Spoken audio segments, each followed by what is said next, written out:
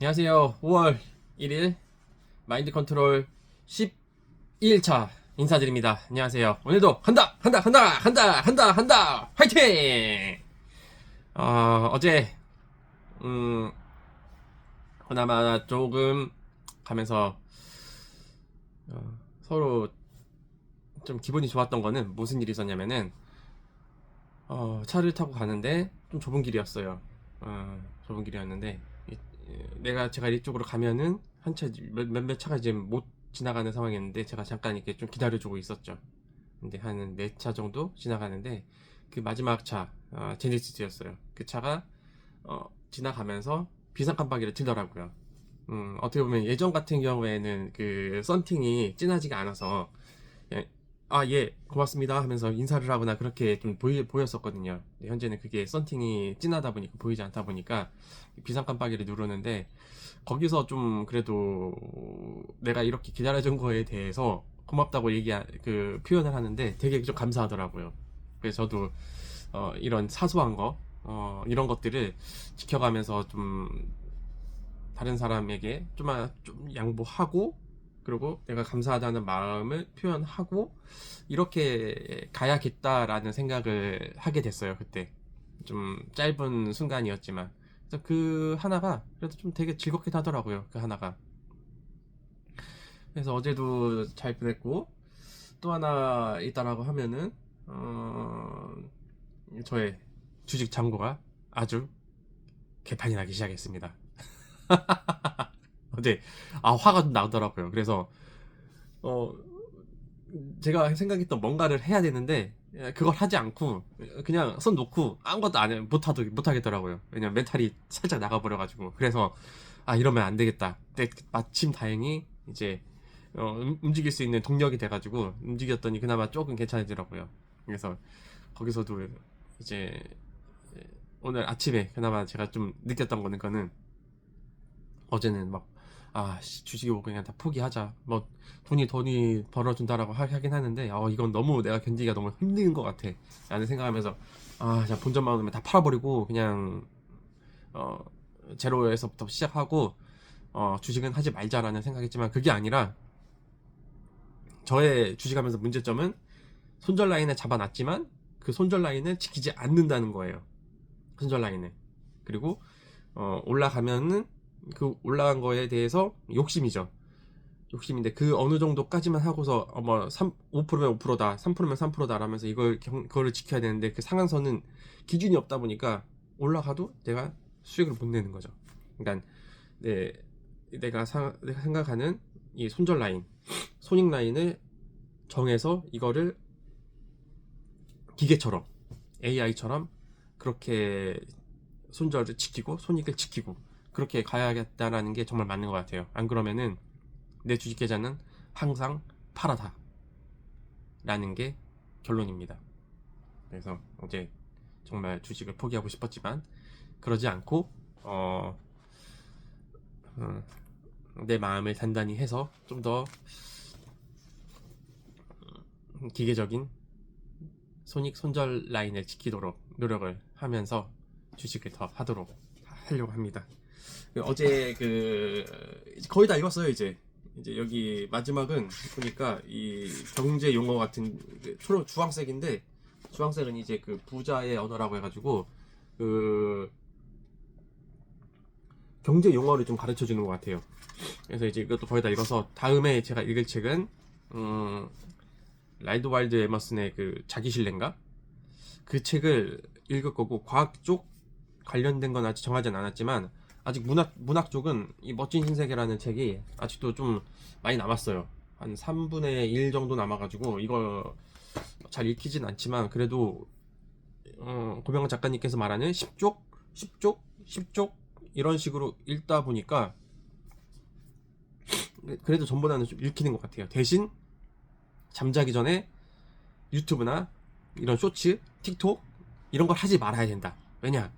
제가 해본 결과 생각이 거기로 흘러가요. 마지막에 책을 잘 읽고 잘 했는데 잠자기 전에 쇼츠를 딱 본다 그러면은 이건 다 없어져 버리고 그냥 쇼츠로만 가더라고요. 이게 그 기억이 생각이 흐름이. 그래서 어, 뭐 본다는 건 나쁜 건 아니지만 너무 이렇게 몰입해서 이거에 빠져든다는 건 좋지 않다 라는 거고, 어제 읽었던 부분은 고통을 이기지 못하면 고통이 그대를 이길 것이다 라는 내용이에요. 이 말을 몽테뉴 수상록의 65쪽에 있는 말인데 참 좋은 말 같아요. 내가 감당할 수 있는 고통이 있는데 이 고통을 이기지 못하면 그 고통은 나를 이겨버린다, 나를 집어삼켜버린다는 거죠. 그러면 이 두려움이 나를 에워싸워서 내가 아무것도 못하게 만들고 무기력하게 만들어 버리는 이런 내가 된다는 거죠. 여기서의 어떻게 보면 해결책은 내가 하지 못한 어떤 부분을 그 누군가의 도움을 통해서 이 고통을 이긴다든지, 아니면 내가 더 강해지는 사람이 된다든지, 이 두 가지의 선택이 있을 것 같아요. 그래서 내가 누군가를 알고 이 사람한테 도움을 청하는 거는 어떻게 보면 되게 겸손한 자세라고도 볼 수 있다라는 거죠. 겸손한 자세인 거죠. 근데 막 무턱대고 뭐 이것 좀 도와줘, 이것 좀 도와주세요 하면은 나는 발전이 없는 그런 사람이 될 수 있다라는 거죠. 그래서 고통이 왔을 때 이거를 현명하게 잘 이겨낼 수 있는 그런 사람이 되어야 된다라는 것. 그리고 고통은 정복될 수 있고 누릴 수 있다. 고통을 쾌락으로 바꿀 수 있다. 그래서 여기서 그 예를 드는 거는 찬물로 샤워하는 거. 찬물로 샤워했을 때 이 고통이, 찬물로 하면은 너무 춥잖아요. 대신 그 이후에 몸이 혈액순환이라든지 그런 게 좋아지는 느낌, 건강해지는 느낌, 그리고 책을 읽고 고통 뒤에 정신적 물질적으로 엄청난 행복이 기다리고 있음을 알기에 권명환 작가님은 기꺼이 책을 읽는다. 또 하나는 매운맛이라는 걸로 이제 예시를 들었는데, 불닭볶음면, 매운맛은 실제로 맛을 느끼는 게 아니라 혀가 느끼는 통증이다. 전 세계인들이 불닭볶음면을 먹으며 이 고통을 즐기고 있다. 그러니까 매운 것도 먹다 보면 맵찔이도 매운 걸 자주 먹다 보면 매운 게 많이 사라진다. 근데 저는 매운 걸 먹지 않겠습니다. 매운 걸 별로 좋아하지 않기 때문에. 또 여기에 이런 말이 나와요. 참 공감되는 말인데, 남이 잘 되는 건 고통이다. 배가 아프다. 남을 미워하고 시기하고 질투하니 고통이다. 고통스럽지만 여기서 해답이 나오는 거죠. 고통스럽지만 남을 위하라. 그러면 관대한 마음이 생겨 오히려 넓은 가슴으로 세상을 품을 수 있는 여유로운 사람이 된다.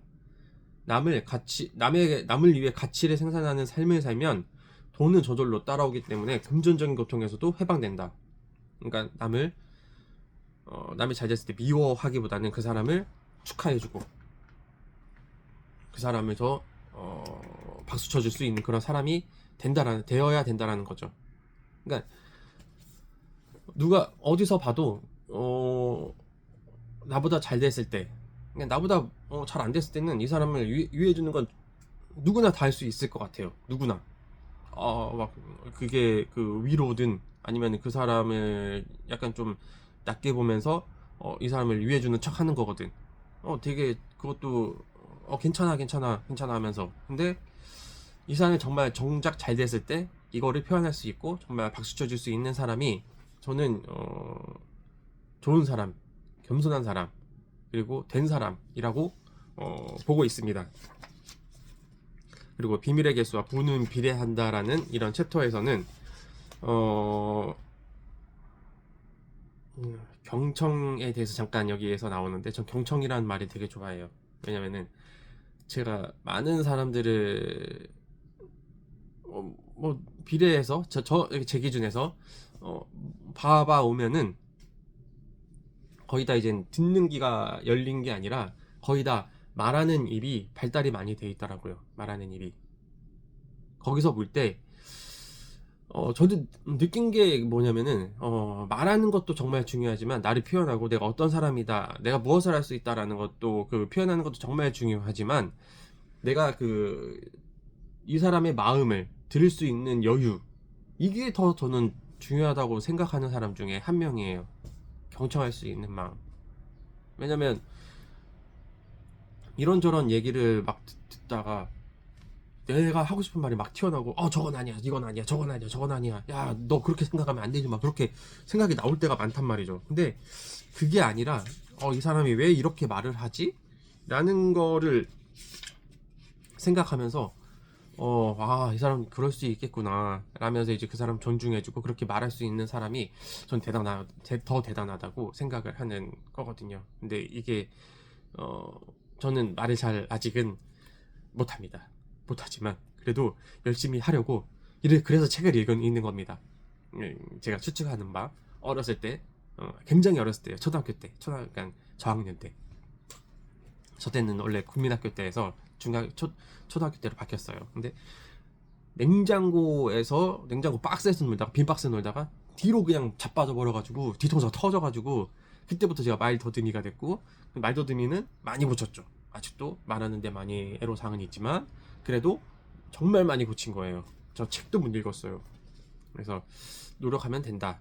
그리고 어렸을 때 저는 이게 뒤통수가 깨져서 이랬지만 노력은 그리고 열정은 이런 장애를 이길 수 있다.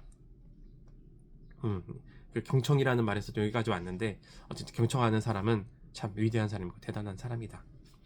실력 있는 사람은 경청하는 사람이 된다. 실력을 비밀스럽게 가진 사람들은 말을 많이 하지 않는다.